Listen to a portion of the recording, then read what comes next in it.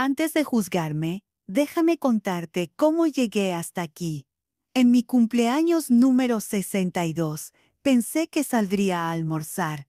Me puse mi suéter favorito e incluso arreglé mi cabello. Pero en lugar de pastel y risas, me entregaron una maleta y me dejaron sola. Y eso fue solo el comienzo. Si crees que la traición solo viene de extraños, espera a que lleve tu propio apellido. Quédate hasta el final y cuéntame en los comentarios desde dónde me estás viendo. Dicen que el amor de una madre es incondicional, paciente, perdonador y eterno. Yo lo creo. Yo lo viví, cada rodilla raspada, cada noche sin dormir, cada obra escolar. Estuve allí para Brandon, mi único hijo. Me desperté en mi cumpleaños, con un cosquilleo en el pecho. Esa cálida sensación de anticipación familiar. 62 años. Sola en mi modesta casa, en Dayton, Ohio, pero llena de esperanza. Brandon no había llamado mucho últimamente. Dijo que el trabajo estaba agitado, que las cosas con su esposa estaban tensas, pero seguro, aparecería hoy. Preparé panqueques, sus favoritos, incluso puse 2 platos. Al mediodía seguía sola. Mi corazón se hundió un poco, pero me negué a desplomarme. Revisé mi teléfono docenas de veces. Releí antiguos mensajes solo para sentir alguna conexión. A las 3 de la tarde, sonó el timbre. Abrí, allí estaba Brandon, con esa sonrisa juvenil que solía poner cuando quería algo. «Feliz cumpleaños, mamá», dijo, sosteniendo un pequeño ramo de flores de la tienda de comestibles. Sonreí a través del dolor en el pecho y lo abracé fuerte. «Viniste, por supuesto», dijo, dándome una palmada rígida en la espalda. «Vístete». Hice reservas para almorzar. Ni siquiera lo cuestioné. Tomé mi abrigo, un pequeño bolso. Me puse los zapatos que siempre me apretaban los dedos. Pero se veían bien. Me sentía emocionada, como una niña que va al baile de graduación.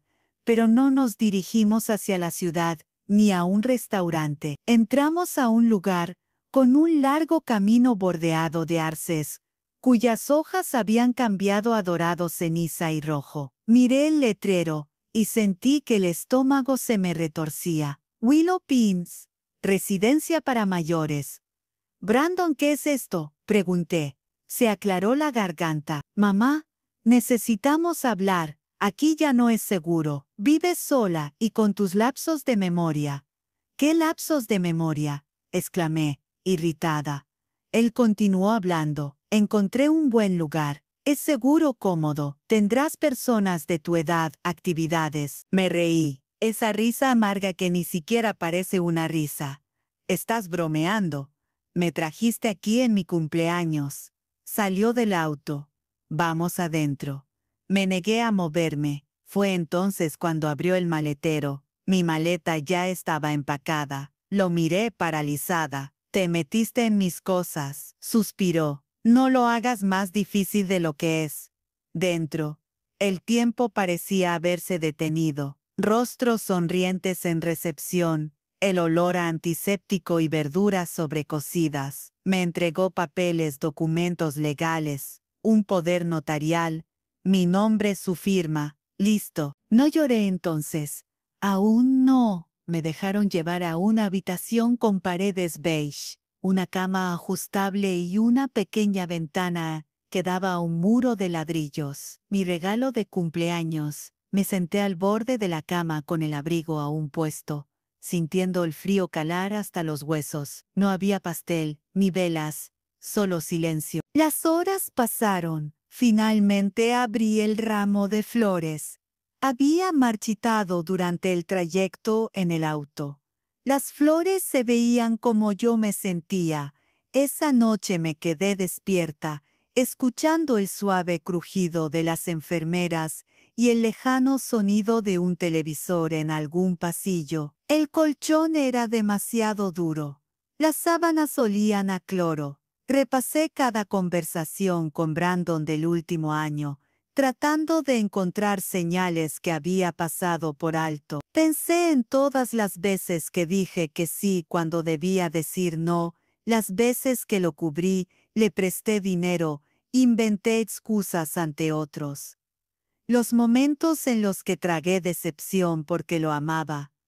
Pero esa noche dejé de defenderlo. Algo se rompió dentro de mí, algo esencial. A la mañana siguiente pedí a una enfermera mi teléfono móvil. Me dijo que hijo lo había gestionado. Desactivó la línea.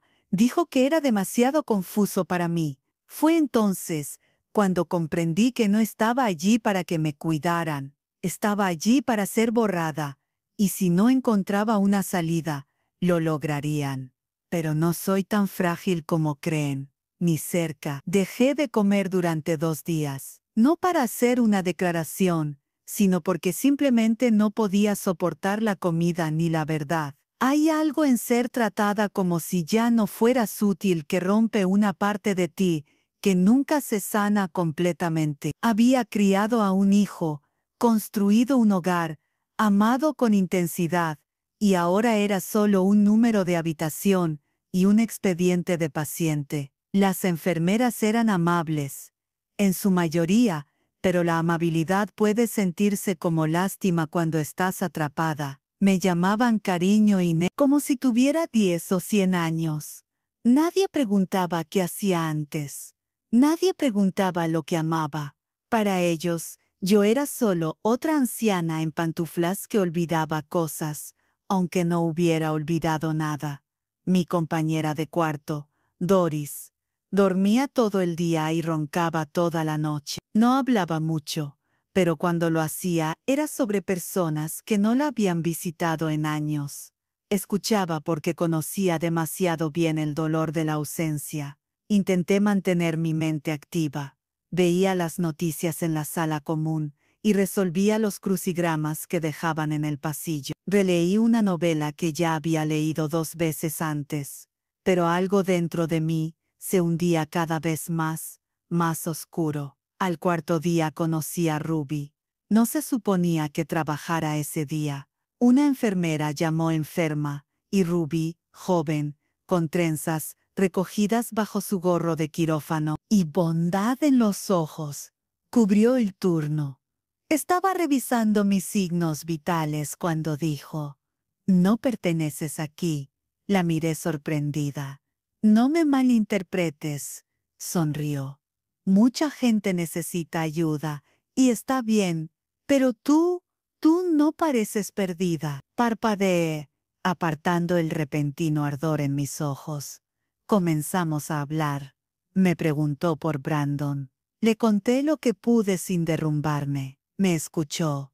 No solo asentía, realmente escuchaba. Más tarde ese día regresó con algo en la mano. Esto pertenecía al señor Henley, un residente que falleció la semana pasada.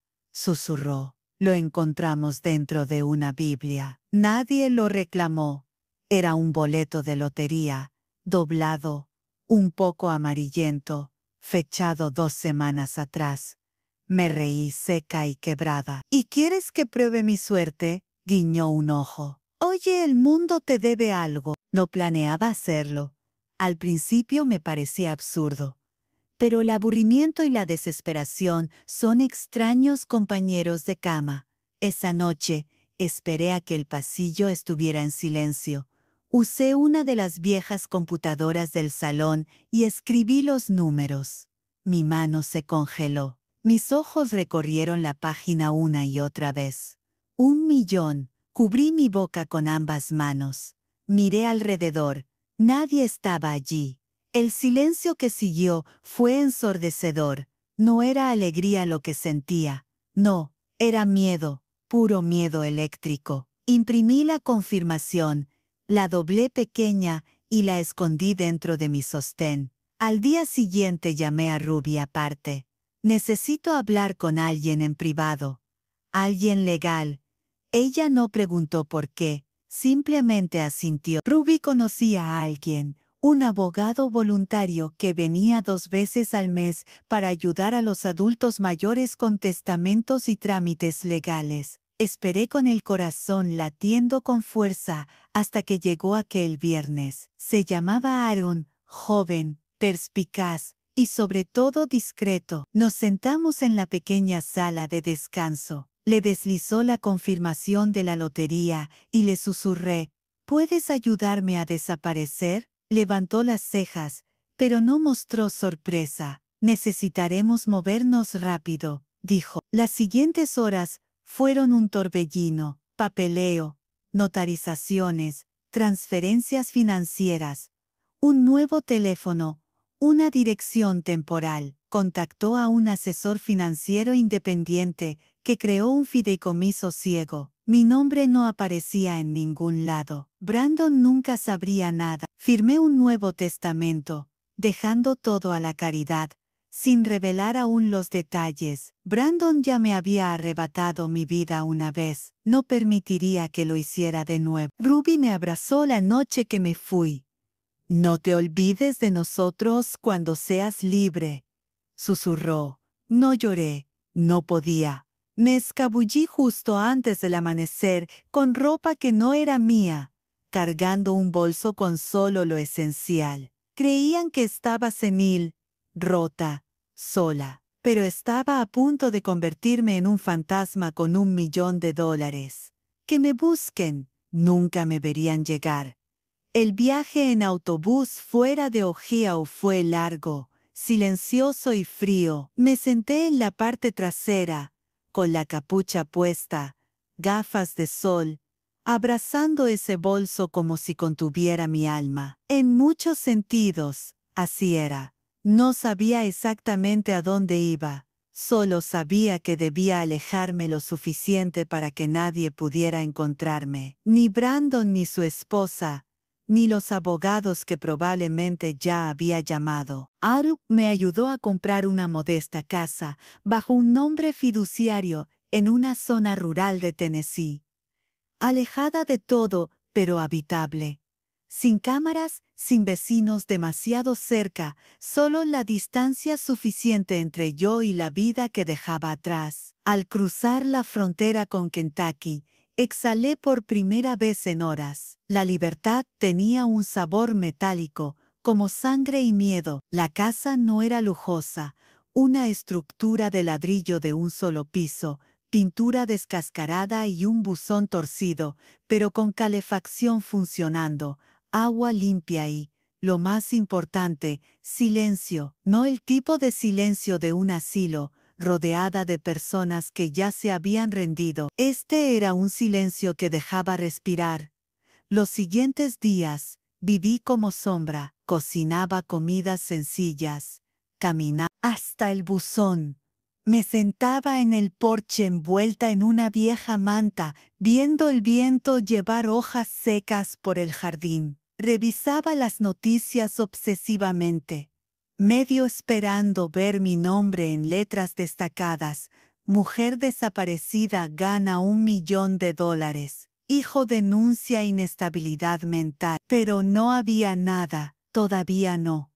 Guardé el boleto de lotería en una caja ignífuga bajo el piso del armario del pasillo. Junto a él, el Nuevo Testamento, un teléfono desechable y una nota dirigida a quien lo encontrara por si acaso. Una semana después de salir de Willow Pince, la quietud se rompió. Tocaron la puerta. Me congelé. No le había dicho a nadie dónde estaba. Ni siquiera tenía tarjeta de crédito a mi nombre. Mi corazón latía como un tambor de guerra. Me asomé por la ventana. Solo un repartidor. Compras. Parte del arreglo que Aaron había preparado. Aún así, no pude sacudirme la sensación de alerta. Esa tarde, la curiosidad pudo más.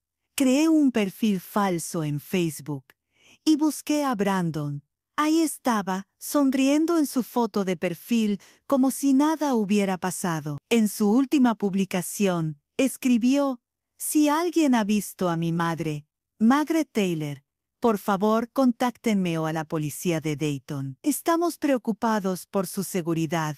Debajo, cientos de comentarios llegaban. Oraciones, condolencias, alabanzas a Brandon por ser tan buen hijo. Me reí hasta llorar. No tenía ni idea, ninguna. Pero lo que realmente me quebró no fue la publicación. Fue la foto que usó. No era reciente.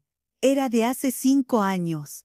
Uno de los últimos cumpleaños que celebramos juntos. Yo tenía un sombrero de fiesta brillante y él me rodeaba con su brazo. Parecíamos felices. Qué fácil es fingir amor en fotografías. Esa noche no pude dormir. Me senté en la sala, frente a la chimenea, y mis pensamientos daban vueltas. Cuanto más reflexionaba, más oscuros se volvían. Recordé cada vez que le había dado dinero, cada préstamo, cada mentira que había soportado. Recordé cómo me manipulaba sutilmente, haciéndome dudar de mí misma. Decía cosas como, ¿no me lo contaste ya cuando no lo había hecho?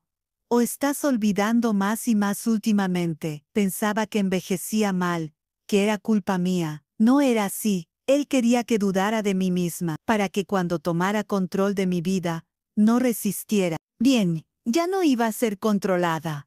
A la mañana siguiente llamé a Aaron desde un número desechable. Necesito actualizar mi testamento, le dije. No preguntó por qué. ¿Qué cambios? Quiero dejar muy claro, Brandon Taylor no recibirá absolutamente nada, ni $1, ni un recuerdo, ni un objeto. Hecho. Él asintió. Ahora estás a salvo, Margaret. Pero yo no lo estaba, todavía, porque en el fondo sabía que algo venía y debía estar preparada. Todo empezó con una carta sobre un sobre blanco, sin remitente, entre facturas y correo basura. No la habría notado si no fuera por el papel, más pesado de lo habitual. Caro, mi estómago se revolvió al tocarlo. Dentro, una sola hoja, fotocopia de mi firma o lo que parecía ser. Debajo, otras 2, de mi difunto esposo Richard y de Brandon. Un documento de préstamo personal fechado hacía 12 años. Doble préstamo a nombre de Richard y mío. El logo del banco era real. El sello notarial también. Pero yo nunca firmé ese papel. Nunca. Me senté en el sofá gastado, temblando, sosteniendo la carta. La firma parecía mía, hasta en la curva de la G de Margaret. Pero algo estaba mal. Demasiado limpia, demasiado perfecta. Mi esposo nunca habría hecho algo así a escondidas. ¿Y Brandon? Nunca dijo nada. Saqué la caja ignífuga. El archivo antiguo que Aaron me ayudó a organizar antes de irme. Una colección de documentos financieros pasados. Encontré 3 formularios más, todos con mi firma falsificada. Una fría realización me recorrió. Brandon había estado robándome a mí. Richard, durante años. Explicaba la tensión extraña en nuestros últimos años juntos. Cómo Richard evitaba ciertos temas financieros. Cómo de repente teníamos menos dinero. Cómo Brandon siempre necesitaba dinero para emergencias, pero conducía un coche nuevo cada año. Las discusiones silenciosas, las vacaciones canceladas, las malas inversiones, todo tenía sentido ahora. No lloré, esta vez no. Abrí mi computadora y empecé a investigar más a fondo. Durante 3 días armé el rompecabezas. Brandon había falsificado varios documentos de préstamo usando los números de seguridad social de Richard y míos. Las sumas variaban. Algunas habían sido enviadas a cobranza sin que lo supiera. Richard probablemente cubrió la mayoría antes de morir, llevándose la vergüenza consigo. Pero había una cuenta activa, con saldo creciente, que había caído en mora a mi nombre apenas 3 meses antes de ser dejada en Willow Pines. Me senté en la oscuridad del pequeño salón de Tennessee, la pantalla iluminando mi rostro, manos apretadas hasta que me dolieron los nudillos. Esto no era solo traición, era robo, fraude, criminalidad. Volví a contactar a Aaron de inmediato. Tengo nueva información, le dije. Documentos falsificados. Préstamos. Todo hecho por Brandon. Te creo, respondió con calma. ¿Quieres presentar cargos? Todavía no, contesté. No era por dudas.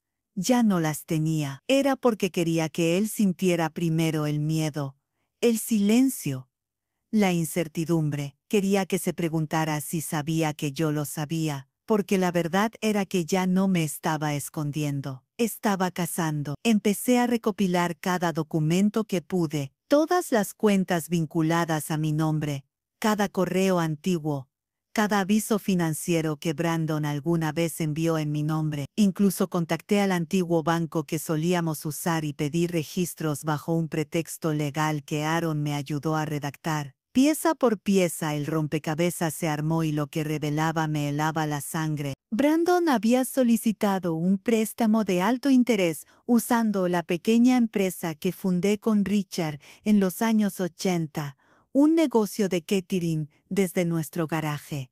Usó la LLC, todavía activa legalmente, para garantizar una línea de crédito doble. Firmó usando el nombre de Richard 2 años después de que él muriera. Eso no era solo una falla moral, era fraude federal. Guardé todo en una carpeta encriptada. Hice una copia impresa y la puse en la caja bajo el piso. No sabía cuánto tiempo tenía, porque si Brandon estaba tan desesperado como sospechaba, y si siquiera sospechaba que me había ido con millones, vendría tras mí pronto. ¿Alguna vez miraste a alguien que amaste toda la vida y te diste cuenta de que nunca lo conociste realmente? Eso sentí yo, revisando páginas de documento que vinculaban a mi hijo con un camino de engaños tan largo y enredado que me revolvía el estómago. El hombre que una vez arrullé en mis brazos había crecido en un extraño, y no cualquier extraño, uno peligroso. Para entonces, había confirmado todo. Brandon había falsificado mi firma, mentido a los bancos, manipulado a mi difunto esposo para cubrirlo y, lo peor, había hecho todo detrás de la máscara del hijo devoto. Pero la verdad más oscura surgió de una búsqueda simple en una base de datos pública. Con ayuda del acceso de Aaron, lo encontré. Brandon Taylor bajo investigación federal por fraude fiscal, malversación y uso indebido de identidad. Uso indebido de identidad. Eso me golpeó más fuerte que nada. Hice clic en el expediente temblando. Los detalles estaban en su mayoría censurados, pero las acusaciones eran claras. Brandon había creado identidades falsas, inflado ingresos, falsificado deducciones y presentado declaraciones para desviar dinero mediante reembolsos. Algunas identidades eran de personas fallecidas, otras de ancianos, algunas reales, incluyéndome a mí. El IRS había detectado varias declaraciones presentadas a mi nombre en los últimos 3 años. Yo no tenía idea, me quedé mirando la pantalla, en espiral. ¿Planeó tomar mi dinero desde el principio? ¿Era esa la razón por la que me metió en un asilo y cortó mi teléfono? No era preocupación, era contención. Quería mantenerme en silencio, desorientada, fuera del camino. Me aparté del escritorio y caminé por la estrecha sala, una mano sobre el pecho para calmar el temblor. Mi propio hijo había convertido mi identidad en un arma, usando mi nombre como herramienta para sus planes, y cuando llegara la presión, planeaba deshacerse de mí como un cabo suelto en una historia complicada. Pero ahora ya no era un cabo suelto. Yo sostenía el hilo, no llamé a la policía todavía. En cambio, comencé a documentar todo, cada mentira, cada préstamo, cada línea falsificada en un papel. Imprimí, archivé en carpetas, etiquetando con fechas. Incluso comencé a grabar notas de voz, no por miedo a olvidar, sino para que mi voz fuera la última en la habitación si algo me pasaba. Durante semanas viví en una rutina silenciosa. Me levantaba temprano. Hacía café, revisaba documentos y luego salía a caminar por el campo para despejar la mente. El aire fresco de Tennessee me mantenía con vida, pero en el fondo sabía que la calma era una ilusión. No se puede huir de tu sangre para siempre. El pasado tiene una forma inquietante de encontrar a quienes creen haber escapado. Una mañana, mientras revisaba mi correo, noté algo diferente. Un sobre con mi nuevo nombre, correctamente escrito, sin remitente. Lo abrí con manos temblorosas. Dentro, una nota impresa. Sabemos dónde estás. Nada más. Ninguna firma, ningún logotipo. Solo esas 3 palabras. El corazón se me detuvo. Corrí a cerrar las cortinas. Revisé las cerraduras 2 veces. Llamé a Aaron inmediatamente. Recibí una amenaza, le dije, con voz trémula. ¿Estás segura de que fue una amenaza real?, preguntó. No fue casualidad, respondí. Nadie debería conocer esta dirección. Nadie excepto tú, Ruby, y los documentos oficiales. Hubo un silencio pesado. Déjame hacer unas llamadas, dijo.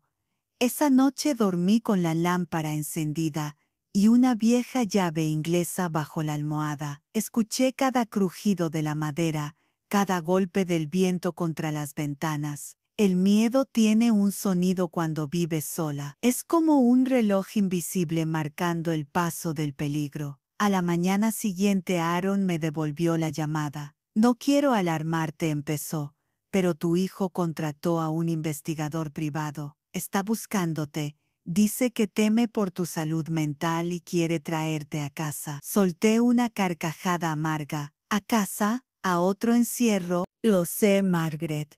Pero legalmente tiene poder sobre ti hasta que revoquemos ese poder notarial. Estoy preparando los papeles. Hazlo rápido, dije, colgando antes de que terminara. Decidí que no iba a ser la víctima otra vez. Fui al pueblo. Compré una cámara de seguridad, instalé sensores de movimiento y cerraduras nuevas. También alquilé una caja de seguridad en el banco local y deposité allí la copia de mi boleto ganador y todos los documentos de fraude. Si algo me pasaba, Aaron tenía instrucciones de abrirla. Esa noche, mientras cenaba, escuché un auto detenerse fuera. Las luces se filtraron por las cortinas. Me levanté despacio, el corazón golpeando. Toques en la puerta. 3 golpes firmes. No dije nada. Me asomé por la ventana lateral, un sedán oscuro sin placas visibles. Cuando miré de nuevo, ya no estaba. Durante los días siguientes, los signos aumentaron. Llamadas sin respuesta al levantar el teléfono. Huellas en la grava del camino de entrada. Un olor extraño. A cigarrillos cerca del porche. Alguien me observaba, pero en lugar de entrar en pánico, algo dentro de mí se endureció. Si Brandon creía que podía asustarme, aún no entendía lo que había despertado. Pasé los siguientes días escribiendo una carta larga, detallando todo lo sucedido, desde el asilo hasta el fraude, la fortuna, la huida. La firmé con calma y la dejé dentro del sobre, junto a la evidencia. Después, encendí el fuego de la chimenea y me quedé mirando cómo ardía una copia vieja de mis documentos bancarios. No tenía miedo. No, ya había cruzado la línea entre víctima y cazadora. Y si Brandon aparecía, lo esperaría con una sonrisa. A la mañana siguiente, mientras revisaba mis correos y el periódico local, recibí noticias inesperadas. Una periodista de un importante diario había contactado a Aaron. Quería conocer mi versión de los hechos, asegurando confidencialidad total, sin nombres, sin fotos. Solo la verdad. Acepté. Nos encontramos en un pequeño café a 2 pueblos de distancia. Me cubrí con sombrero y gafas oscuras, sentándome en la esquina para evitar atención innecesaria. Ella abrió su grabadora y me preguntó sobre todo: el asilo, cómo Brandon me había dejado allí, la pérdida de mi teléfono, mis cuentas, mi dignidad. No mencioné la lotería aún, solo relaté la injusticia y la traición. 2 días después, la historia apareció en el diario con un título que captó la atención. Madre o millonaria. El silencio de Margaret no revelaron mi identidad, pero la narrativa generó preguntas inmediatas. ¿Por qué el hijo quería declararla incompetente? ¿Qué estaba ocultando? La comunidad comenzó a murmurar, a cuestionar la versión oficial de Brandon. Su imagen de hijo preocupado empezaba a tambalearse. Decidí permanecer en silencio observando cómo los rumores se expandían. Cada comentario, cada mensaje en redes sociales, cada pequeño hilo de duda era un paso hacia la justicia. Brandon, sin saberlo, estaba construyendo su propia caída. Mientras él jugaba su actuación de hijo angustiado, yo tejía la evidencia, dejando que las piezas se encajaran. 2 días antes de la siguiente audiencia en la corte, Aaron recibió una llamada del Departamento de Justicia. La información que habíamos enviado anónimamente estaba siendo revisada y un caso se abría formalmente contra Brandon. Él aún no lo sabía, pero mientras construía su castillo de mentiras, estaba encendiendo fuego bajo los cimientos, y las llamas se elevaban. Cuando llegó el día de la segunda audiencia, el viento de Tennessee azotaba cruelmente. El cambio en el aire se sentía pesado, como si el mundo mismo supiera que algo había cambiado. Brandon entró en la sala, menos confiado, los hombros caídos. Su abogado murmuraba urgencias a su oído mientras tomaban asiento. La presión era palpable. Me senté tranquila, con mi carpeta de documentos en el regazo. Ya no tenía miedo.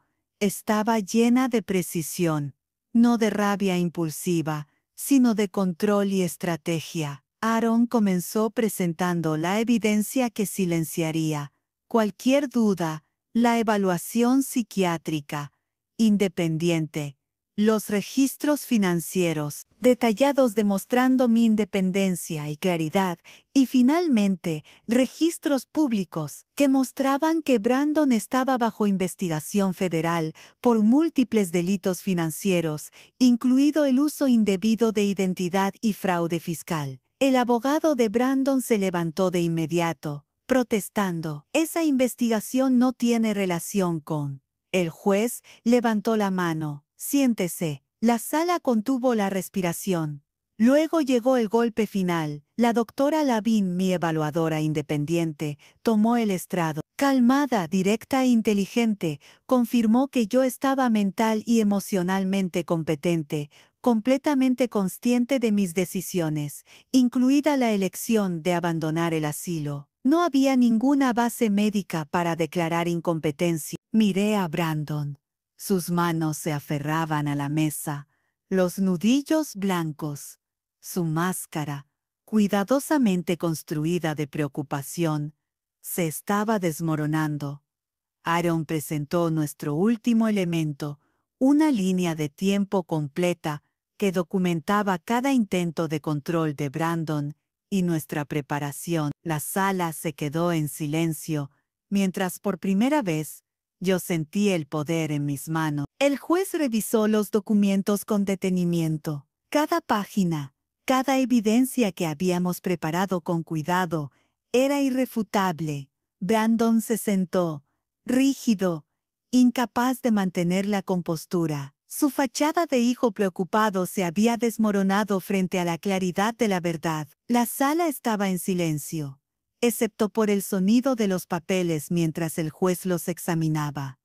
Finalmente, el juez habló. Después de revisar toda la evidencia presentada, incluidas las evaluaciones psiquiátricas independientes, los registros financieros y la documentación pública de investigación contra el peticionario, declaro que Margaret Taylor es mental y emocionalmente competente. No existe base para la declaración de incapacidad. Sus decisiones, incluidas la elección de abandonar la instalación y gestionar sus finanzas, son válidas y legales. La Corte reconoce la independencia de la Sra. Taylor. Un alivio profundo me recorrió el cuerpo. Cada tensión, Cada miedo que había sentido durante semanas se liberó de golpe. Miré a Brandon. Su rostro, una mezcla de rabia y frustración, reflejaba la derrota inevitable. No dijo una palabra. Su silencio era más elocuente que cualquier grito. Arion me dio una sonrisa discreta, orgulloso pero sin sorpresa. Sabía que habíamos logrado lo imposible, recuperar mi vida y mi autonomía. Guardé todos los documentos nuevamente, asegurándome de que cada copia estuviera segura, protegida y lista en caso de que Brandon intentara cualquier movimiento posterior. Esta vez yo estaba a salvo. Caminé fuera de la sala de audiencias con la cabeza en alto. La luz del sol me golpeó suavemente, y por primera vez en semanas respiré sin miedo. No era solo un triunfo legal, era la confirmación de que había recuperado mi poder, mi dignidad y mi derecho a decidir por mí misma. Cada paso hacia el exterior era un recordatorio de que ya no estaba atrapada. Brandon intentó mirarme, pero yo no le di la satisfacción. Sabía que había perdido, que su juego de manipulación había terminado. Esta victoria no era solo mía, sino de todas las personas mayores que alguna vez fueron subestimadas, ignoradas o tratadas como vulnerables por quienes deberían amarlas. Mientras me alejaba, sentí una mezcla de alivio y fortaleza. El mundo podía ver que Margaret Taylor no era solo una madre, sino una mujer que se negó a ser silenciada, que luchó contra la traición y el abuso, y que salió victoriosa. Gracias por acompañarme hasta el final de esta historia. Si te inspiró, no olvides suscribirte al canal para más relatos impactantes y reales. Comparte tus pensamientos en los comentarios. Quiero saber desde dónde nos estás viendo y qué te pareció esta historia. Tu voz importa y aquí cada experiencia cuenta. Recuerda que nunca es tarde para recuperar tu poder, defender tu dignidad y luchar por lo que es justo. Comparte esta historia con alguien que necesite un recordatorio de que la fortaleza y la independencia no tienen edad. Hasta la próxima y gracias por ser parte de esta comunidad.